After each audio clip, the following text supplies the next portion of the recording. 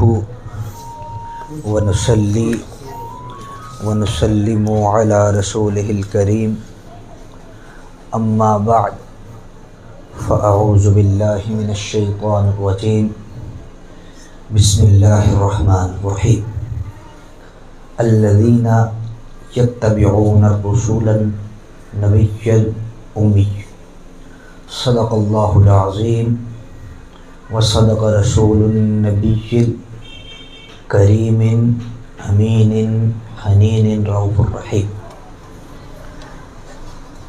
वाजिबुल क़द्र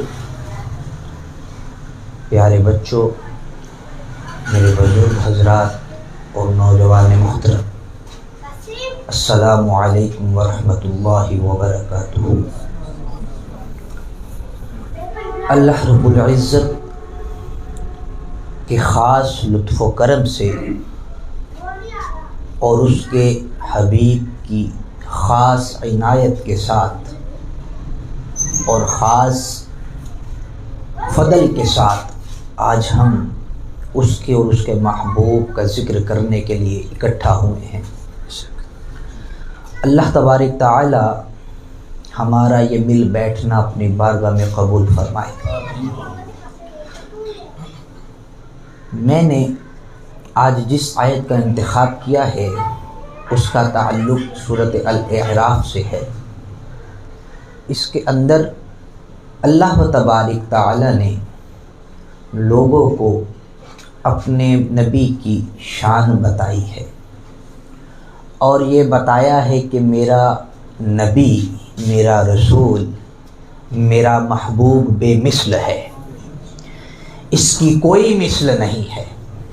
तुम गली गली कूंचा कूंचा पूरी दुनिया में हर आलम में घूम लो, तुम खूबसूरत बहुत पाओगे, तुम इल्म वाले बहुत पाओगे, तुम मुफक्किर बहुत पाओगे, मुहद्दिस बहुत पाओगे, राइटर्स बहुत पाओगे, बहुत मिलेंगे, नबी मिलेंगे, रसूल मिलेंगे, लेकिन याद रखना वो सब मेरे इस महबूब की अताअत बजा लाने के पाबंद होंगे। अगर वो ऐसा नहीं करेंगे कोई भी, तो मैं उनको जो मुकाम दिया है उसकी वजह भी एक ही ज़ात है और वो ज़ात मोहम्मद मुस्तफ़ा। मैंने जिस आयत की तिलावत की, अल्लाह तबारक ताला फरमा रहे हैं अल्लज़ीना यत्तबिऊन, अल्लाह फरमाते हैं जो लोग इत्तिबा करें।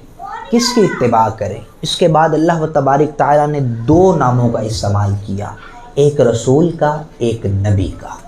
जो इत्तिबा करे उनकी जो रसूल हैं और नबी हैं। और ये दो सिफ़ात बयान करने के बाद अल्लाह तबारक ताला ने आगे एक लफ्ज़ इस्तेमाल फरमाया जो है उम्मी, और वो उम्मी भी हैं। सवाल ये है कि उम्मी को जानने से पहले हमें ये जानना ज़रूरी है रसूल और नबी क्या चीज़ है। रसूल और नबी कहते किसे हैं? एक बात याद रखिएगा कि जो रसूल होता है वो नबी ज़रूर होता है, और जो नबी होता है वो रसूल नहीं होता। फ़र्क समझ आया? मैं इसको और आसान तरीके से समझाता हूँ। जो रसूल होता है वो अपनी किताब लेकर आता है, एक नया दीन लेकर आता है, उसके आने से पहले वाला दीन ख़त्म हो जाता है, पहले वाले कवानीन ख़त्म हो जाते हैं। इससे भी आसान ये है कि पहले वाली शरीयत ख़त्म हो जाती है, फिर उस रसूल जो अल्लाह तबारक ताला ने भेजा होता है हमें उनकी इत्तिबा करनी होती है। लेकिन जब खाली नबी आते हैं उनके आने से पहले वाली शरीयत ख़त्म नहीं होती, पहले वाला दीन उसी रवानगी के साथ चलता रहता है, बस वो उसकी तबलीग करते हैं और लोगों को मज़ीद उसकी तरफ लेकर आते हैं। इसको नबी कहते हैं। और जो रसूल होता है वो हमेशा नबी बनकर आता है, लेकिन जो नबी होता है वो रसूल बनकर नहीं आता। तो सबसे पहले पता चला कि हमारे नबी सल्लल्लाहु अलैहि वसल्लम रसूल भी हैं, नबी भी हैं। आए اب یہ جان لیتے ہیں کہ یہ رسول اور نبی کب سے ہیں. یہ جو بات میں کر رہا ہوں کب سے ہیں، یہ بات آپ کو آخر میں سمجھ آئے گی کہ یہ اس ٹاپک کے اندر اس سوال کو میں نے کیوں اٹھایا ہے کہ رسول اور نبی میرے نبی کب سے ہیں. میں آپ کو اس کا جواب حضور کی زبان سے دیتا ہوں. میں نے کہا یا رسول اللہ صلی اللہ علیہ وآلہ وسلم، میرے ذہن میں سوال آیا ہے، میں یہ جاننا چاہتا ہوں، میں گستاخی کی معافی چاہتا ہوں. یا رسول اللہ صلی اللہ علیہ وآلہ وسلم، فدا کا ابی و امی، یا رسول اللہ صلی اللہ علیہ وآلہ وسلم مجھے بتائیے کہ آپ نبی کب سے ہیں؟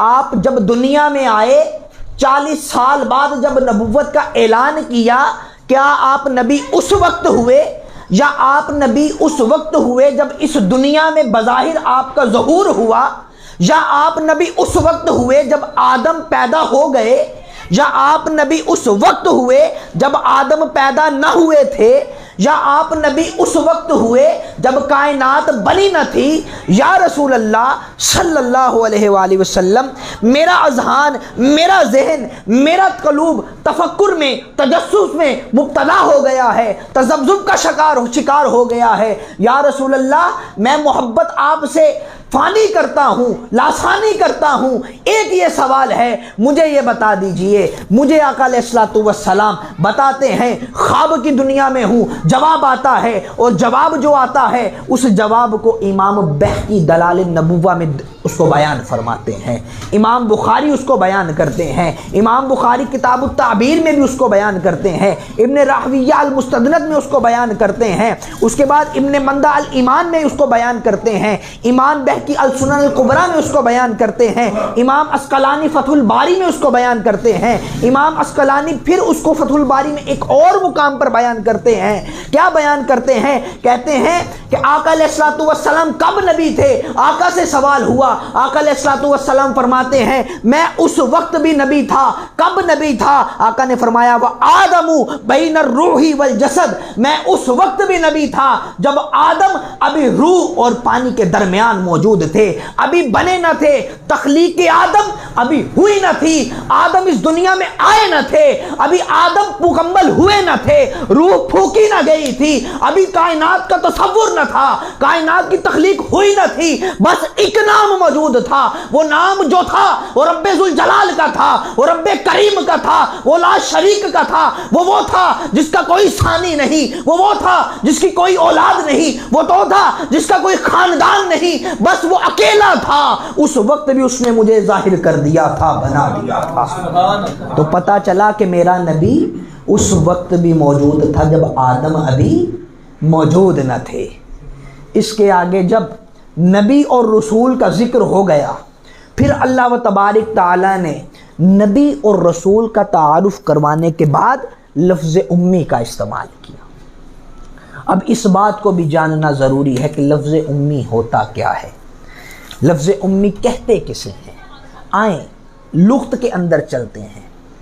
لغت کے اندر، قوانین کے اندر، قواعد و ضوابط کے اندر ہر چیز، ہر لفظ، ہر حرف اپنا ایک معنی رکھتا ہے. اسی طرح لفظ امی جو ہے وہ اپنا بھی ایک معنی رکھتا ہے، جس کا معنی ہے ان پڑھ. لغت کے اندر امی کا معنی ہے ان پڑھ، لیکن علماء کرام، صوفیہ کرام، محدثین اس کا معنی کچھ اس طرح سے لیتے ہیں. کیا معنی لیتے ہیں؟ وہ معنی لیتے ہیں، امام راغب اصفہانی مفردات کے اندر الفاظ قرآن کا یہ معنی بیان کرتے ہیں. آپ فرماتے ہیں والذی لا یکتب ولا یقرأ من الکتاب. امام راغب اصفہانی فرماتے ہیں جو شخص، جو ذات کبھی زندگی کے اندر کسی شخص کے پڑھا نہ ہو، نہ اس نے کبھی لکھا ہو، نہ اس نے کبھی کسی انسٹیٹیوٹ سے تعلیم حاصل کی ہو، نہ ہی اس نے کبھی کچھ پڑھا ہو، ڈگری لی ہو کسی چیز کی، اس شخص کو، اس ذات کو امی کہا جاتا ہے.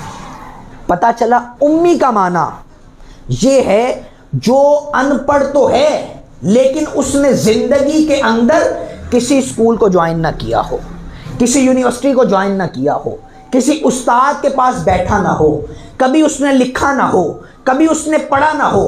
اب سوال یہ ہے کہ امام اسقلانی نے اور راغب اصفہانی نے اور متعدد محدثین نے، مفکرین نے یہ معنی کیوں بیان کیا ہے؟ انہوں نے اس معنی کو ایسے بیان نہیں کر دیا۔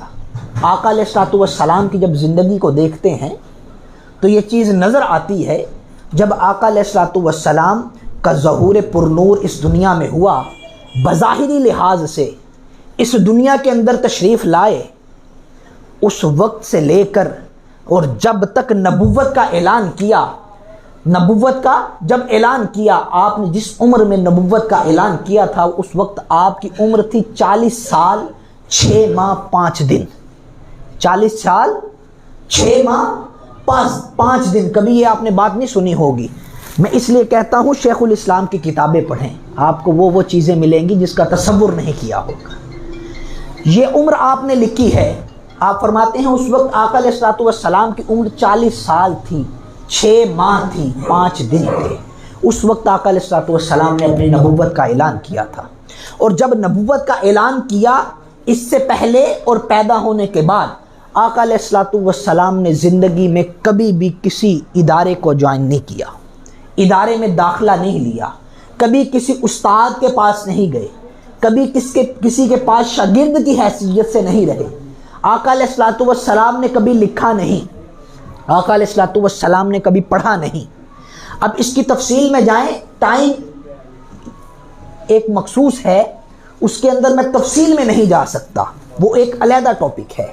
جب پڑھا نہیں تو اس کے بعد جب آقا علیہ الصلوۃ والسلام پر وحی آتی ہے، وحی کے اندر مختصر بتا رہا ہوں، اس حدیث کو بھی 4 سے 5 جگہ پر روایت کیا گیا ہے، جس کے اندر امام بہقی ہیں، امام بخاری ہیں، ابن رعیہ ہیں، اس کے بعد اسقلانی ہیں، ان سب نے اس حدیث کو روایت کیا ہے۔ وہ کہتے ہیں جب جبرائیل آئے، مختصر آپ کو پتہ ہے اس حدیث کا، جبرائیل نے کہا آقا علیہ الصلوۃ والسلام کو اے پڑھیں، آقا علیہ الصلوۃ والسلام نے فرمایا میں پڑھنے والا نہیں۔ اس نے پھر آقا علیہ الصلوۃ والسلام کا بازو اقدس پکڑا اور جھنجھوڑا اور پھر کہا پڑھیں، آپ نے کہا میں پڑھنے والا نہیں۔ جب تیسری بار کہا تو آقا علیہ الصلوۃ والسلام نے من و ان، جو اللہ و تبارک تعالیٰ کی طرف سے الفاظ آئے تھے، اقرأ باسم ربک الذی خلق، یہ پوری صورت آئی، آقا علیہ الصلوۃ والسلام نے من و ان وہ صورت پڑھی۔ اس سے ثابت یہ ہوتا ہے کہ آقا علیہ الصلوۃ والسلام جو کچھ بیان کر رہے ہیں وہ الفاظ ان کے اپنے نہیں ہیں، بلکہ وہ خدا کے الفاظ ہیں، وہ خدا کی طرف سے بھیجا گیا پیغام ہے۔ یہی وجہ تھی کہ کفار مکہ زندگی بھر مختلف تدبیریں کرتے رہے، مختلف ہتھ کنڈے اپناتے رہے، لیکن وہ قرآن کی مثل کوئی چیز نہ لا سکے، وہ الفاظ مصطفیٰ کی مثل کوئی چیز نہ لا سکے۔ امی، اس کا مطلب یہ ہوا کہ آقا علیہ الصلوۃ والسلام ان پڑھ نہیں ہیں، بلکہ وہ ہیں۔ اب اس الفاظ کو لیجئے، اور میں نے جو حدیث بیان کی تھی کہ آقا علیہ الصلوۃ والسلام اس وقت بھی موجود تھے جب کائنات کے اندر کوئی شے موجود نہ تھی۔ اس کا مطلب ہے اگر آپ اس وقت موجود تھے، آپ نے دیکھا کہ کائنات کس طرح وجود میں آئی ہے، آپ نے دیکھا کہ کائنات کے اندر سیارے کس طرح بنے ہیں، آپ نے دیکھا کہ کائنات کے اندر مخلوقات کس طرح پیدا ہوئی ہیں، آپ نے دیکھا کہ آدم کس طرح بنے ہیں، آپ نے دیکھا کہ حسن کس طرح پیدا ہوا ہے، آپ نے دیکھا کہ جمال کس طرح پیدا ہوا ہے، آپ نے دیکھا کائنات کے اندر ہر ایک چیز کس طرح اور کس مقام پر پیدا ہوئی ہے۔ جب آپ نے ہر شے دیکھ لی، جب آپ نے ہر شے جان لی، جب آپ ہر شے کو جانتے ہیں، جب آپ عالم ارواح کے اندر اس کائنات کے پیدا ہونے سے پہلے ہر شے کا علم رکھتے ہیں، ہر شے کو آپ نے اپنی آنکھ سے دیکھ لیا، پھر اس شے کی ضرورت پیش نہ آئی کہ آپ دنیا میں آئیں اور آپ کسی کے استاد کے شاگرد بن جائیں، یہ ضرورت پیش نہیں آتی۔ یہ پیش ان کو آتی ہے جنہوں نے کبھی پڑھا نہ ہو، جنہوں نے کبھی مطالعہ نہ کیا ہو، جنہوں نے کبھی دیکھا نہ ہو، یہ ان کو ضرورت آتی ہے جنہوں نے کبھی اس دنیا سے پہلے کبھی کسی چیز کا مشاہدہ نہ کیا ہو۔ میرے نبی وہ ہیں جنہوں نے اس دنیا میں آنے سے پہلے ساری چیزوں کا مشاہدہ کر لیا تھا۔ آئیں، جب آقا علیہ الصلوۃ والسلام کو اللہ و تبارک تعالیٰ نے रसूल बनाया, सुन लीजिए, उस वक्त अल्लाह व तबारक तआला ने आका अलैहिस्सलाम को सारी इंसानियत के लिए रिसालत मआब सल्लल्लाहु अलैहि वसल्लम के तौर पर पेश कर दिया। और जब आका अलैहिस्सलाम को अल्लाह व तबारक तआला ने नबी बनाया तो उस वक्त अल्लाह व तबारक तआला की तरफ से अता करदा तमाम उलूम के आप हामी हो गए। और जिस वक्त आपको उम्मी बनाया और फिर जितने भी कमालात थे, जितने भी आका अलैहिस्सलाम के मोजज़ात थे, वो सारे के सारे कमालात, वो सारे के सारे मोजज़ात सब के सब वहदी हैं, वो उसमें से कोई भी कसबी नहीं है। यानी कोई भी ऐसा नहीं है जो किसी इंसान से उन्होंने सीखा हो, बल्कि हर मोजज़ा, हर काम, हर इल्म, हर लफ्ज़ वो है जो उन्हें रब ने अता किया है, उन्हें रब ने अता किया है। आप बोर तो नहीं हो रहे? मैंने ये टॉपिक इसलिए रखा है क्योंकि महफिल का नाम है हल्का दरूद व फ़िक्र। तो फ़िक्र के अंदर मैं अगर जोश से ऊंचा ऊंचा बोल लूँ तो वो आप आधा घंटा सुन तो लेंगे, लेकिन बाद में आप बेजार हो जाएंगे। तो इसलिए मैंने ये टॉपिक रखा ताकि आपको कुछ ना कुछ बता कर जाऊँ और इसके ज़रिए आपकी भी इस्लाह हो जाए, मेरी भी इस्लाह हो जाए। फिर उसके बाद अब इस बात को समझिए, उम्मी कहा है। उम्मी का एक और माना है। एक तो ये माना हो गया कि आपने कभी ज़िंदगी भर किसी उस्ताद के आगे नहीं पढ़ा, कभी दाखिला किसी इंस्टीट्यूट में नहीं लिया। उम्मी का एक और माना है। वो क्या है? वो माना किबला शेखुल इस्लाम बयान फरमाते हैं, मैंने आपकी ज़बान से ये सुना है। आप फरमाते हैं जिस तरह सूरत फातिहा को उम्मुल किताब कहा जाता है, उम्मुल किताब कहा जाता है कि इस किताब के अंदर सारे उलूम, सारे फ़नून, सारे के सारे उलूम व फ़नून इसके अंदर जमा कर दिए गए हैं। और सब कुछ अगर ढूंढना चाहो, अगर तुम में इतनी शक्कत है, अगर तुम्हारी इतनी बसारत है, अगर तुम्हारे अंदर इतना तदब्बुर और तफक्कुर करने का शौक़ है, तो तुम्हें इसके अंदर हर चीज़ मिल जाएगी। इसलिए सूरत फातिहा को जिस तरह उम्मुल किताब कहा जाता है, तो मेरे आका को इस तरह उम्मी कहा गया, क्योंकि आका अलैहिस्सलाम को सारे उलूम व फ़नून का मंबा बनाकर अल्लाह ने भेज दिया। सारे उलूम व फ़नून का मंबा बनाकर भेज दिया। सवाल ये है, उलूम व फ़नून का मंबा कैसे बना दिया? मैं कुरान से पूछता हूँ। मैंने कुरान से ये कहा कि आका अलैहिस्सलाम उलूम व फ़नून का मंबा कैसे हैं, मुझे बताए। कुरान ने जवाब दिया, क्या तूने सूरत एराफ नहीं पढ़ी?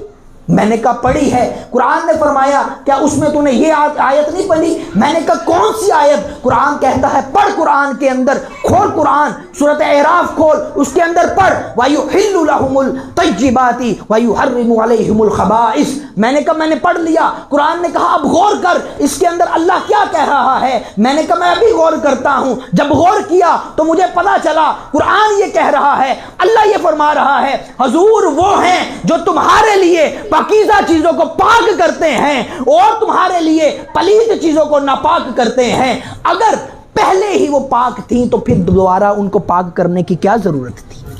अगर पहले ही एक चीज़ पलीद थी तो दोबारा उसको पलीद करने की क्या ज़रूरत थी? क्या ज़रूरत थी? अल्लाह ने कुरान में ये नहीं कहा कि एक चीज़ पड़ी हुई थी, जो चीज़ों को मेरे मुस्तफ़ा ने पाक कहा वो पाक हो गई, जिन चीज़ों को मेरे मुस्तफ़ा ने पलीत कहा पलीत हो गई। अल्लाह ये नहीं कहा। कोई सवाल कर सकता था, हर किसी का जहन है, हर किसी की एक ना एक मुकाम है, हर किसी का एक ना एक मयार है, एक ना एक पैमाना है, वो उसके मुताबिक सवाल कर सकता था। बल्कि अल्लाह ने कहा वो चीज़ें पहले से पाक थी, लेकिन वो पाक होकर भी पाक न थी जब तक मेरे मुस्तफ़ा ने उसको पाक नहीं कहा। वो चीज़ें नापाक थी, वो चीज़ें पलीत थी, लेकिन वो पलीत होकर भी पलीत न थी जब तक मेरे मुस्तफ़ा ने उसको पलीत न कहा। तो पता चला जो मेरे मुस्तफ़ा कह दें वो शरीयत है, वो कोई भी चीज़ है जिससे मेरे मुस्तफ़ा मना कर दें वो शरीयत में मना हो गई। जिस पे मेरे मुस्तफ़ा ने हाँ कर दिया वो हाँ कर दिया, वो पाक हो गई। खुदा ने कहा लोगों अब सारी ज़िंदगी का ये पैमाना रख लो, मैं तुम्हें पैमाना दे रहा हूँ। सारी ज़िंदगी तुम नमाज पढ़ते रहना, सारी जिंदगी तुम हज करते रहना, सारी जिंदगी तुम ज़कात देते रहना, सारी जिंदगी तुम सदके देते रहना, सारी जिंदगी तुम लोगों की खिदमत करते रहना, सारी زندگی تم غریبوں کی شادیاں کروانا، غریبوں کے کام میں ہاتھ بٹانا، ساری زندگی محبت و اخوت کا درس دینا، لوگوں سن لو یہ سارے کام اسی وقت قبول ہوں گے جب ان سب کا پیمانہ اور ان سب کی اصل تم مصطفیٰ کو مانو گے، مدینے والوں کو مانو گے۔ اگر تمہارا پیمانہ، اگر تمہارا جانچنے کا پیمانہ، اگر تمہارا ماننے کا پیمانہ، اگر تمہارا مقبول اور قبول کرنے کا پیمانہ مصطفیٰ کی ذات ہوگی، مدینے والے کی ذات ہوگی، گنبد خضرا ہوگا، کالی کنڈلوں والا ہوگا، والضحیٰ کے چہرے والا ہوگا، واللیل کے سینے والا ہوگا، لوگوں سن لو اگر تم میرے مصطفیٰ کو مانو گے میں پھر تمہارے کام کو بھی مانوں گا، اس کا اجر بھی دوں گا۔